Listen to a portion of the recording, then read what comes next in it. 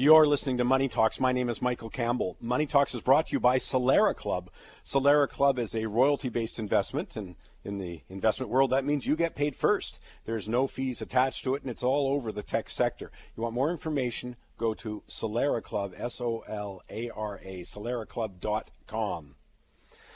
Oh yeah, we're here at the end of June, the time when high school graduates throughout the country leave school without a working knowledge of personal finance, economics, business, how to get a job.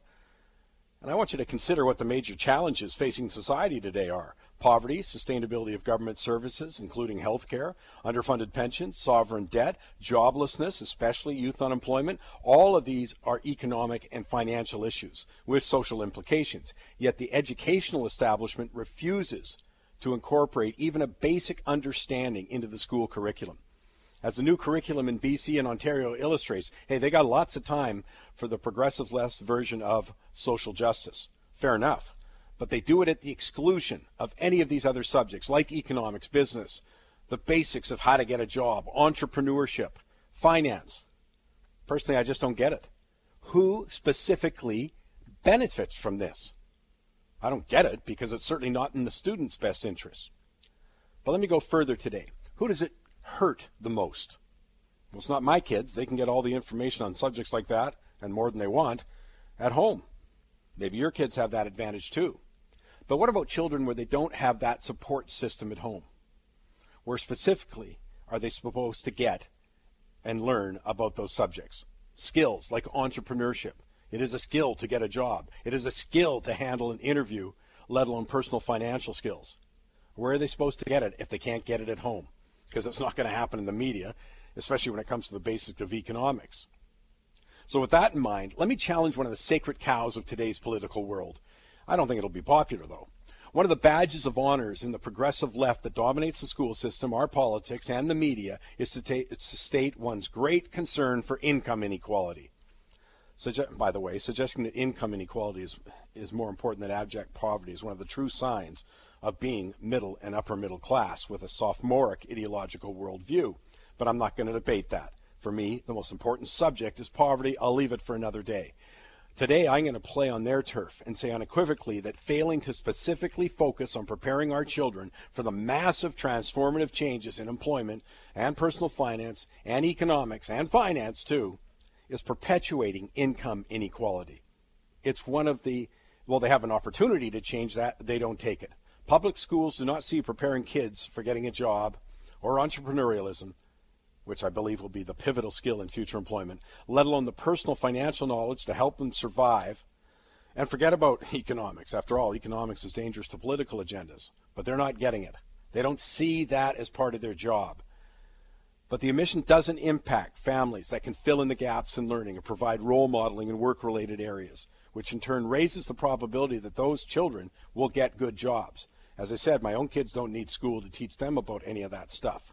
But there's no doubt that students, and many of them, don't have that advantage. They don't have that family support or role modeling. And they are at a big disadvantage because of it. So where do they go? How do they get the information? Well, in too many cases, they actually don't, which raises the probability of being at the low end of the income scale. Without the requisite entrepreneurial or technological or critical thinking skills, their opportunities are going to be limited. Public education does not fill those gaps. It's not even on the agenda. And it's not a matter of cost. You know, I've got an idea with the help of the brightest people in the country who'd be more than willing to help, and I know they would. I could put together a course on the job market, starting your own business, personal finance, economics. I mean, just look at what TED Talks has done or the Khan Academy and a huge variety of online learning programs that are very effective. My point is that there's no interest in teaching these things. Make no mistake, the dominant attitude in the teachers' union, school boards, Ministry of Education is anti-business, in some cases anti-capitalist. I see no indication that these people have the slightest idea as to what's going on in the economy, or more importantly, the job market. Why? Because their jobs are secure. They don't get it. What I'm pointing out is that students who suffer most from failing to include these kind of work-related subjects outside of specific industrial skill training, which they can get, are those who don't have ready access to other resources to obtain the knowledge necessary to raise their chances of high-paying employment. That's the ones who suffer most. I'm not suggesting that the educational establishment in any way creates income inequality. What I'm saying, they're doing very little to change it. I'm going to take a break. I got the top stories people are talking about with Rob Levy on deck. I got a great, and speaking right on this thing, and it's perfect time of year to be doing this. Mike's big fat idea with Eamon Piercy's going to be here, and the legendary Bob Hoye. Perfect week to get him here, talking about the implications of Brexit, talking about the interest rate markets, the Fed's refusal to raise rates. So much coming your way on the Money Talks Network.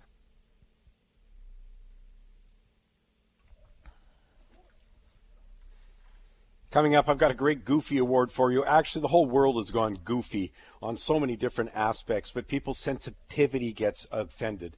Let me just tell you something. If you see the world through politics, and I don't care what your politics are, you're in for a lot of trouble. Great example coming up right now. Rob Levy joins me on the line. Rob, I don't think it's a big guess what the top story should be, at least. You want to guess it, or you want me to tell you? No, you can tell me. I think I know. There's no other story going on this week, Mike. It's the June 23rd referendum on Brexit. It finishes, Finland's outgoing finance minister calls it a Lehman-type moment for Europe. We'll see if he's right after the fact, but there's no other story driving markets right now. Well, and again, people, I see it as part of a much bigger picture here. This is one of the themes on our show has been the demise of the welfare state, the demise of the European Union. This is just another chapter in that story, no matter which way it goes. But clearly, Rob, the markets were worried about that this week. They are, and there's a real significance now to this story because we are really starting to see this idea of populism politics spread to Western democracies and actually have an impact. And I find this Brexit debate, this Brexit talk so intriguing because, you know, a young, naive, maybe student of economics, you may say, why wouldn't you want to be a part of a European Union? Why wouldn't you want access to a bigger marketplace to import goods a lot easier when the unknown, leaving the European, it casts a lot of uncertainty over what's going to take place in the years to come if they vote for that. But there are bigger issues, as you say, at play. I mean, Britain and UK are voting on the idea of whether or not they want to be a part of the mess that is the European Union, and that doesn't make a strong case for itself either. So it really is a toss-up. Well, and again, it is fascinating how it's playing out here. Ambrose Evans Pritchard is, I think, probably the best business writer that I read coming out of the UK. He writes for The Telegraph now, and he came out and he says, the Brexit vote is really about the supremacy of Parliament, nothing else. That's why I'm voting to leave the EU. They're tired. It's such an easy case to make when you think of 170,000 EU bureaucrats who are not elected by the British people. They don't have control over those things. So it's an interesting challenge there to hear that. And it's not black and white per se, but I see it as a bigger picture as the rejection of sort of that establishment in the same way we're seeing it in North American politics, seeing it throughout Europe with the rise of anti-immigration policies. So that's why I find this absolutely fascinating.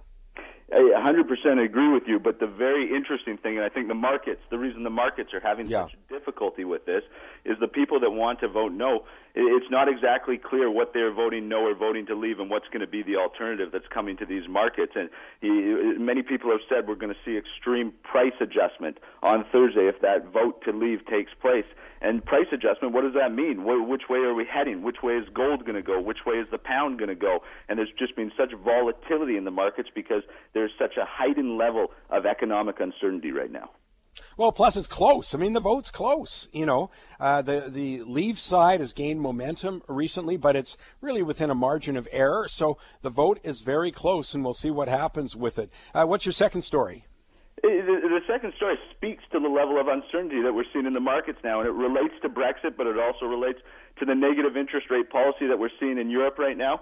And just a stat for you, Mike, 16% of investment-grade corporates now have gone negative in Europe. That number more than doubled in the last 6 weeks because of the reach for yield that's going on in that region. It is incredible, though, to think. I mean, there's, $10 trillion worldwide of bonds that are negative yield. I still wish people would sit down and think about that. Great, I'm going to give my money to Switzerland, and literally this is what their bond did this week. One of the government bonds matures in 2049, and it was negative yield. Great, for the next, 20 some odd years, I'm giving the government my money and I'm paying them to take it. That used to be called tax, Rob?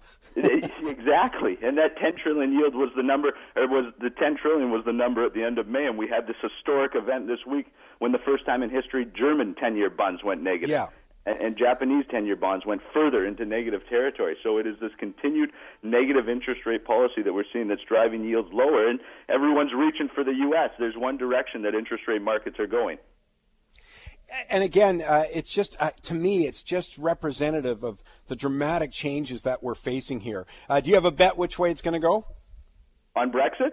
Yeah. Well, my take on it is even if the Remain side takes it on Thursday, the real answer is, does it change anything? Because you look at the vote of Scottish independence, and they're still polling high. And I mean, it's just delaying, kicking the can down the road, because as you said, it's a group of the population that feels disenfranchised from the economic or political process, and I don't think that's necessarily changing anytime soon. No, I think you're right. I think it's a representative of the division that is going to be exacerbated by this vote. But there's such deep divisions. I mean, the only number I saw about the people who are saying that they will vote to leave was 40% of them said it was the mishandling of the refugee crisis, but nothing else registered that high.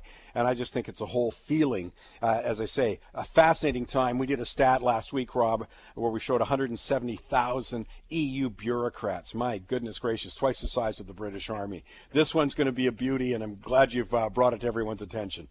Yeah, no problem, Mike. Thank you. Okay, great for having you there. I'll take a break. I'll come back. Hey, I started the show talking about young people and how we're graduating without a grasp of, really, I think, some fundamental subjects that there is room for in the curriculum. I could show them how to blend it in, and it's fun. Kids love that kind of stuff. Well, wait till you hear what my big fat idea is this week. Eamon Piercy on deck. Bob Hoye coming with us, too.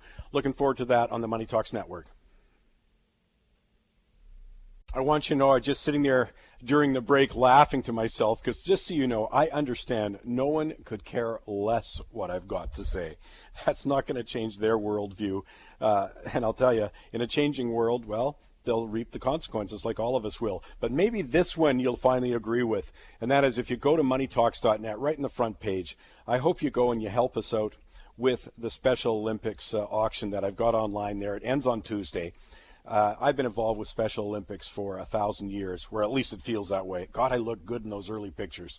But I can't think of a more deserving group. People, we start with children as young as 2.5. We're talking about teens. We're talking about adults with intellectual disabilities. And no organization reaches out to that group of people and their families like Special Olympics does.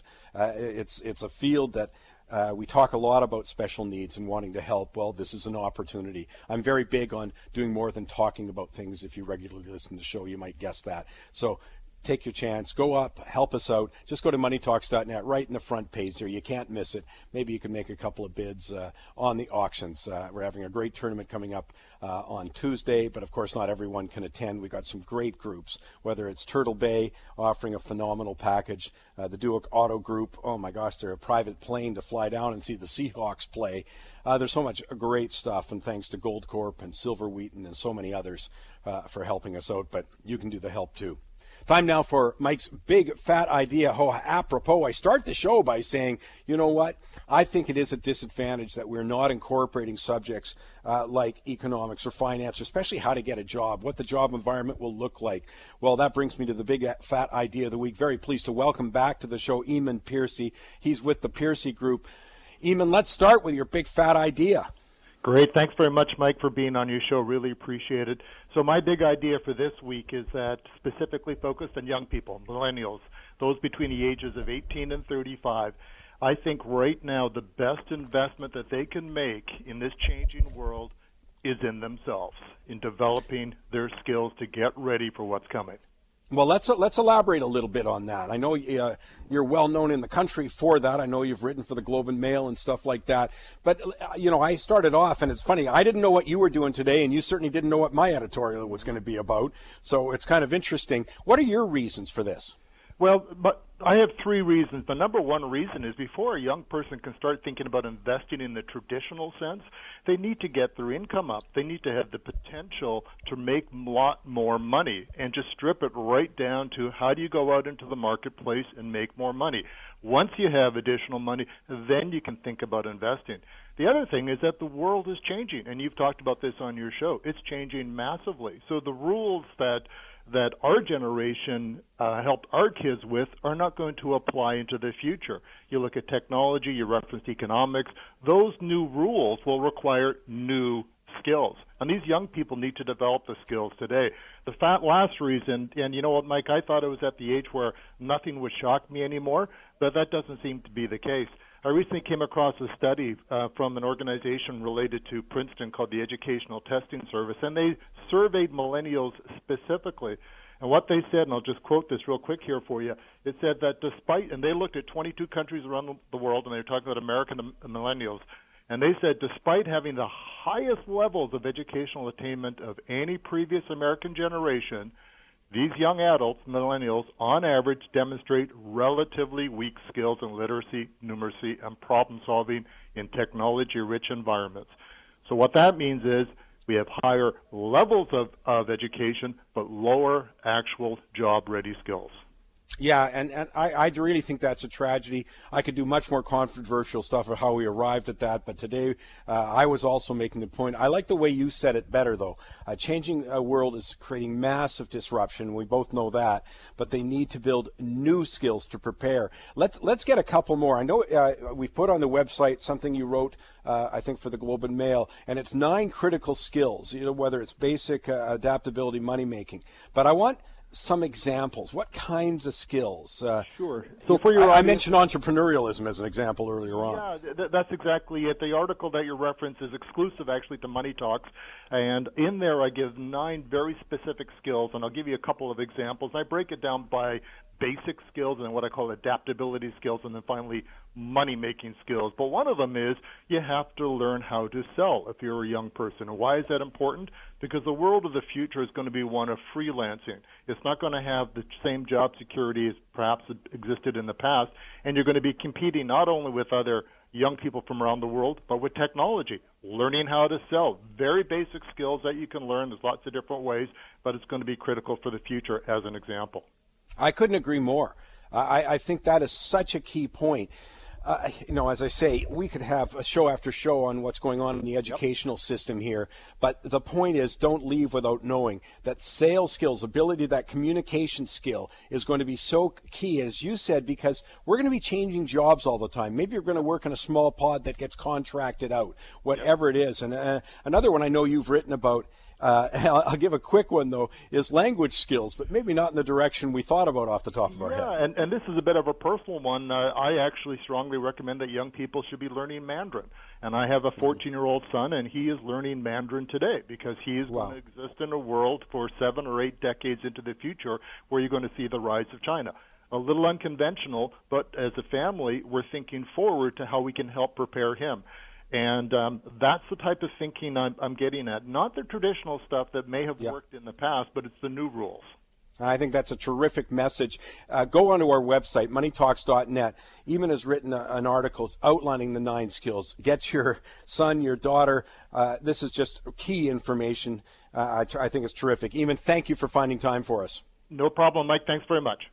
Eamon Piercy, the Piercy Group. I'll take a break. Bob Hoye on deck. Stay with us.